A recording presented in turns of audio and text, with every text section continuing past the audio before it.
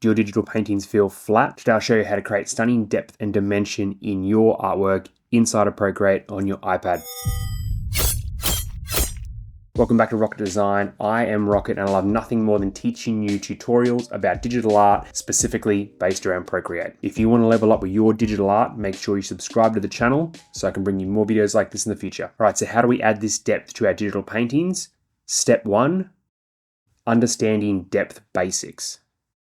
Depth can be extremely important in art, really depending on what type of art you're looking to create. If you're like me and you really like realism a lot, it's going to be one of the most fundamental things you can do. And I'll give you an example of that right now. If we have a look at my iPad here, this is a piece I created a little while ago. It's one of my favorite pieces I've ever done inside Procreate, and it took me a very long time to do, but clearly it is a ultra realism piece, right? It looks like a xenomorph from the Alien franchise, and there's a lot of depth in this piece.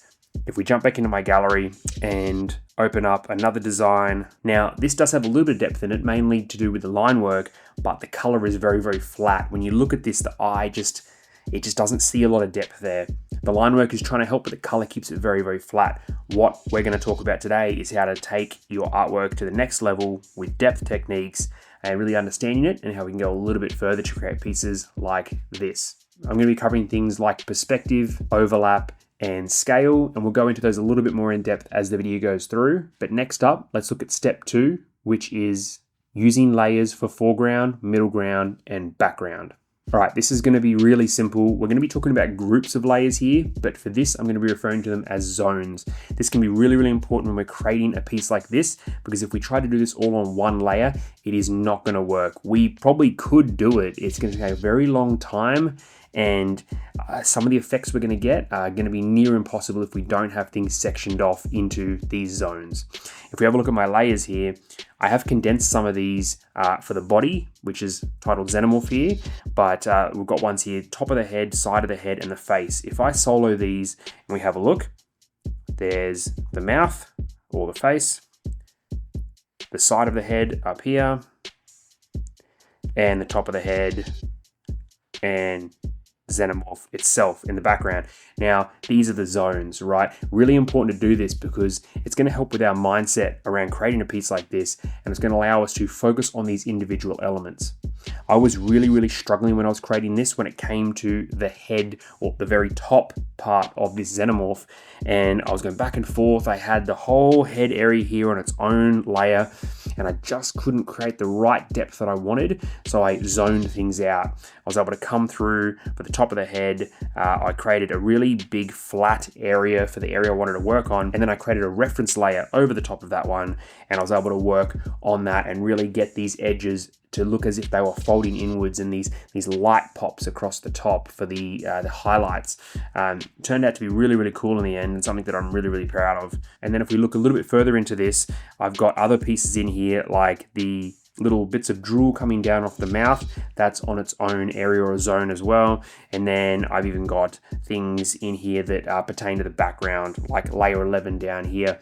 And we can see how I'm really zoning things out into foreground and middle ground, and really trying to trick the eye into thinking that this is actually sitting here crouched down looking at you. Zone off different areas of your artwork. I promise you it'll yield amazing results. Which leads me to step 3, applying atmospheric perspective. Now don't worry, that sounds a lot more fancy than it actually is, but essentially color and value change with distance. Objects further away are lighter and less saturated, whereas closer objects have sharper details and stronger contrast. Let's have a look here in the design itself. We're going to drop down our layers again, and right here on the head and face is the sharpest part of this whole design. If we have a look, it is really, really crisp, as if this was right in front of us. If this was standing right in front of you, we'd be able to see all the details right there on the face, but we lose details the further back we go. And if we have a look in this piece, that's exactly what I've done. I made the body itself a little bit less sharp, and then the leg as well, even a little bit less sharp. The tail, a little bit less again, and the heels here in the background have almost no sharpness to them. This is going to really help when we are trying to add that depth to the piece, because it's going to trick the viewer's eye into thinking what they're looking at is actually in front of them. That's going to take us through to step 4, adding depth with lighting and shadows. Essentially, we want to create dynamic light sources and shadows, and all of this can be done with the built-in brushes directly in Procreate. Let's have a look what I mean. So if we drop down layers one more time, we have a look at the top of the head here. If I solo this clipping mask over the top and the layer beneath, you're gonna see there's so many different textures going on here, which are adding depth, and primarily through these light sources here, we have a really big soft arc going across the top, but we have all this darkness down in the front because the light source, if we go back, would be over in the top of the piece here coming down. That's the strongest part of that light, whereas there's still a lot of darkness in here, but we really get a lot of the depth in this piece by adding even more light sources. If I just had one light source there, not gonna work very well. I wanna create more than that. Now, whatever brushes you're gonna use are completely up to you, but I designed this whole piece here with only 3 brushes. And if we go into my brushes, it's these 3 right here: the 6B pencil, the soft pastel, and the soft brush. Now, this part here, we're talking about lighting and shadows, and I use the soft pastel more than any other brush in this piece, and this is how I created those textures. Nothing in this design is a solid piece of color. It's all using that pastel, which if we look really, really close, is really, really textured, right? So it gives life to this piece. It makes it almost feel real. If I'd gone through and created it with the soft airbrush, just wouldn't have had the same feel. It would have looked very artificial. Whereas this, I think you'd agree, looks pretty damn cool. As I mentioned before, clipping masks are going to be your friend here. I created a base shape here for the top of the head, and then I created a clipping mask over the top, and I was able to work on that with nothing spilling out from there. A clipping mask is only going to work on what's on the layer below it. It's going to directly relate to it. So I created my shape and then I worked over the top of it. Use clipping masks and texture brushes to create some really cool lighting and shadows and add that depth in. That brings me to step 5, enhancing depth with textures and details. Adding textures are really going to emphasize the depth you have in your piece, and let's have a look at exactly what I mean. If we go back to the top of my layers here, you can see the drool that I have here in the front of the face. It seems like a really small detail, but when I turn that on and off, it really adds another layer there. There's so much sharpness in that it seems so real, so visceral. Let's look back down the layers. If we drop down the side head layer here, we're going to solo that, and we're going to see all these little details in there, and they may not seem super sharp, but there's a lot of details which really do add depth into the piece. And speaking of depth, one of the best pieces of advice I can give you is when you're working with a piece like this, we really want to use things like Gaussian blur. It's going to be one of our best friends. I'll give you an example. The head here in front, there was no blur on it. The body itself had about 5% blur. The leg probably had about 7 to 8, and the heels in the background had about 10 to 12%.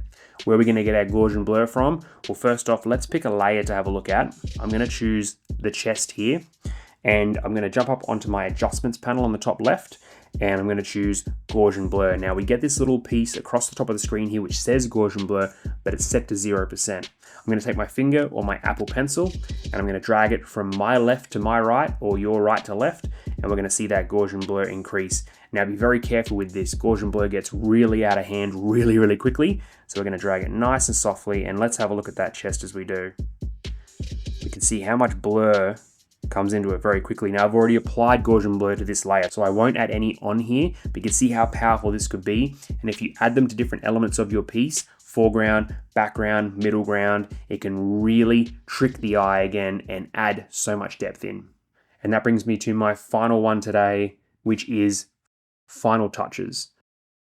Don't forget the final touches. They're absolutely crucial in work like this. I'll give you an example. If we drop down the layers again, I'm going to collapse that one, and we're going to have a look at the face here.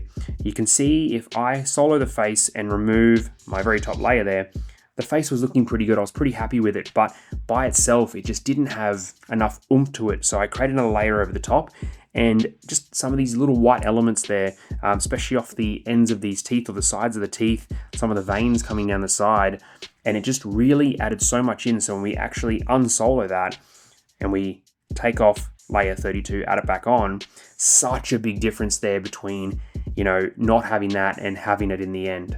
These final touches can come in any form. Maybe they're light rays or mist or little pops of color or little cuts or scratches across a headpiece like this. Whatever it is, make sure when you're thinking you're getting close to finishing your design, we're going to go in and we're going to create a new layer.